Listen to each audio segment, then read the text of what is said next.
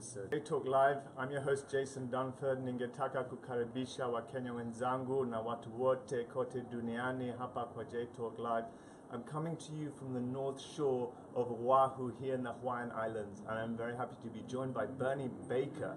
Bernie, great to have you on J Talk Live. Thanks for having us here on the North Shore. Oh, you're more than welcome. I'm glad we were able to give you at least a couple of good weather days and a little bit of rain. We've got some good waves at Sunset and Rocky Point, two of the most famous waves in the world.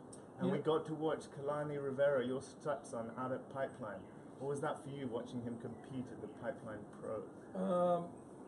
Pretty impressive, pretty respectful, because he was doing things that I didn't do when I was his age, which was 17, 18 years old, and a lot of nerves because they started out on that first day Saturday with some 8-foot sets, maybe a couple feet bigger than that, and I had never really seen him out there, and I don't think he had ever really been out there when it was hitting second reef, so my heart was not exactly where my heart would normally be. It was like up here in my throat a little bit, and I'm going, God, if anything happens, I got to just like take my shoes off and then run into the water. So. Kalani, it's great to have you on the show. It's great to be on the show. Congratulations on a great performance at the competition the last few days, the Pipeline Pro. How did it feel to make it to the semi-final?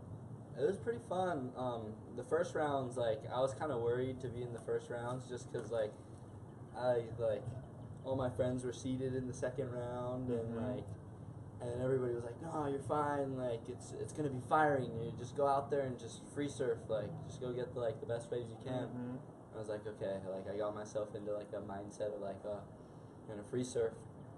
And my first heat, I right off the bat, right when the horn sounded, went over and I just made sure I paddled as fast as I could. And I just made it, and I was just in the spot and got this backdoor wave and got a 7, and then turned around and came and caught a wave and then fell, and then I was paddling back out actually, and there was this left, and these guys were a little too deep. They were waiting for these backdoor waves because it was kind of really good at backdoor, and the pipe ones were really good, but backdoor was way longer.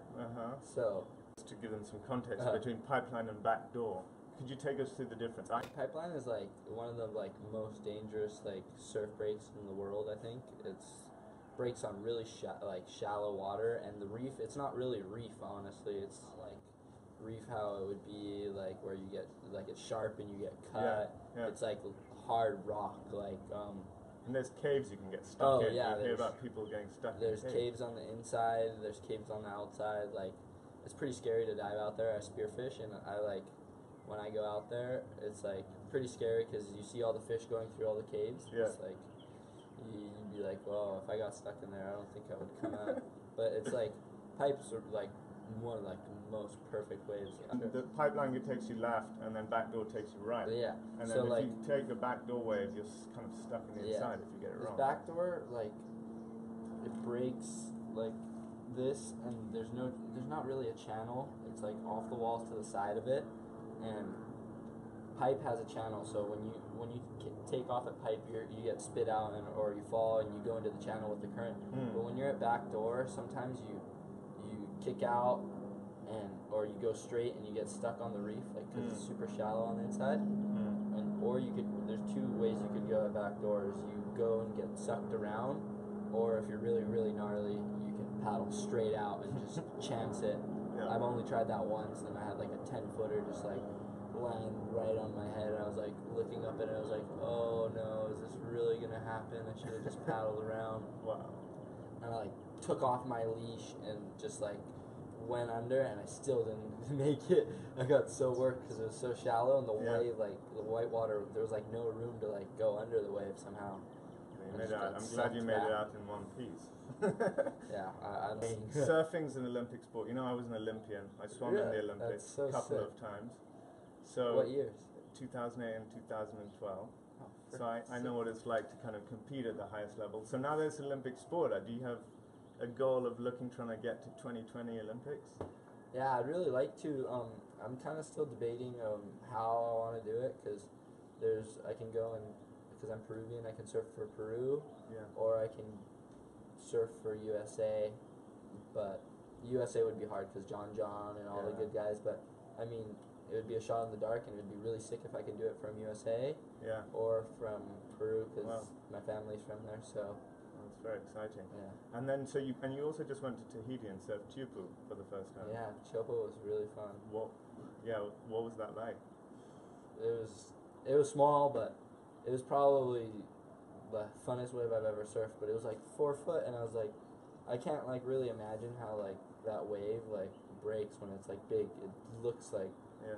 I thought it looked kind of like it would like you would see like how it would slab, and there's like it looks like a normal wave, Yeah. and then it just slabs super gnarly. I guess when it's big, it just comes out of deep water. But it felt like a wave machine, honestly. Yeah. I was like pulling in, and I was like, it just like felt like timeless. Like you would just sit in, and just like my leg locked on one, and I couldn't sit up, and I was like sitting in there. I was just like, wow, and I got so smoked. Yeah. And my leash broke, and I had to go to the channel. So over the next couple of years, what are some key things you're going to be working on to take your surfing to the next level? I just want to train, like just do every event I can get into, like the big events, the small events. I want to be able to and I want to make it on tour. I really want to make it on tour and just give it a go. And like that, I want to do really gnarly things. Like I want to bring the sport to like a different level.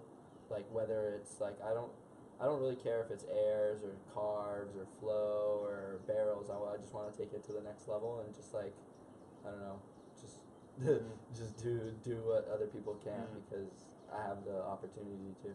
So to think about some of the history of this island and the North Shore, and to have Bernie around who's lived through a lot of it. What's that like for you to just learn about that and be part of that kind of history that exists? I'm really lucky. I'm like blessed to have Bernie as my stepdad. Like, but when like I first started surfing, my dad took me to Haleiwa, and I got into it, and I got kind of into it, and then when I got with Bernie, I got super into it because he like was all into the surfing with the Triple Crown. And many of my viewers in Africa, they're not really familiar with surf culture, but you've been embedded in surf culture pretty much your whole life. Pretty much.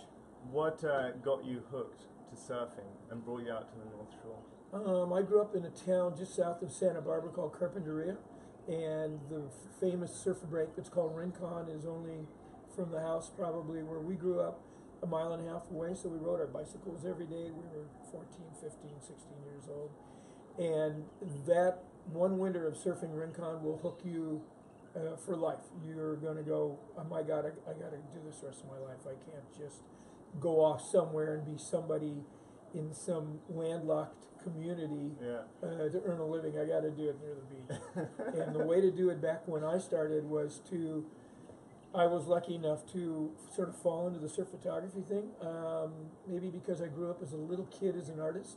So it was in my head, it was in my brain. And from there, pretty much, you buy a camera, you buy a lens, you're with your gang of friends, shoot me, became, let's go here, let's travel there. And I feel like some people like take it really competitively to the point where they like bum themselves out, like if they don't like do good in contests and don't want to surf. Yeah. But I think it's just like you have to really love it to escape reality. Yeah. Fantastic. Well, Kalani, it's been so good to speak to you. We look forward to following your progress. All the best. Yeah.